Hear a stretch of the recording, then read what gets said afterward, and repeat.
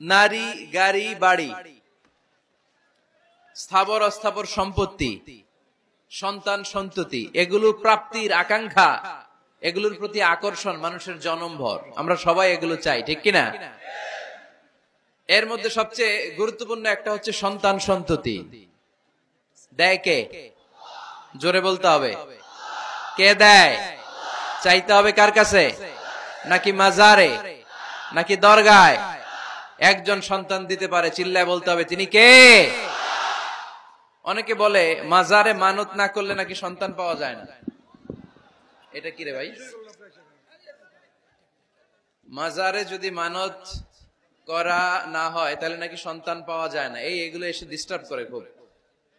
এটা খুলে ফেলেন, খুলে নিচে রাখেন, এটাতে এদিকে রেখে দেন, এই পাশে থাক যতটুকু হয়, এদিকে দিয়ে দেন, এই পাশে। তো এটা একটা ভুয়া কথা, তাই না? মাজারে আর একটু উপরে উঠাইতে হবে। মাজারে মানত না করলে সন্তান যদি না হইতো, বাচ্চা যদি না হয়, গরুর যে বাচ্চা হয়, গরু কোন মাজারে মানত করছে বলেন? মাজারের বিরুদ্ধে আমাদের অবস্থান নয়। মাজার হচ্ছে মাকানু জিয়ারা, যেখানে মানুষ জিয়ারত করে, ভিজিটিং প্লেস। আসলে শব্দটা হবে মাকবার, মানে কবর। কারো কবরে যাওয়া, জিয়ারত করা, এটা সুন্নাহ। কবর দেখলে আমরা সালাম দেই, ঠিক কিনা? এটা সুন্নাহ। তবে কবরে শুয়ে থাকা ব্যক্তির কাছে চাওয়া যায় না। চাওয়া যায়? ইযা সাআলতা ফাসআলিল্লাহ, যখন চাইবে কার কাছে চাইবে?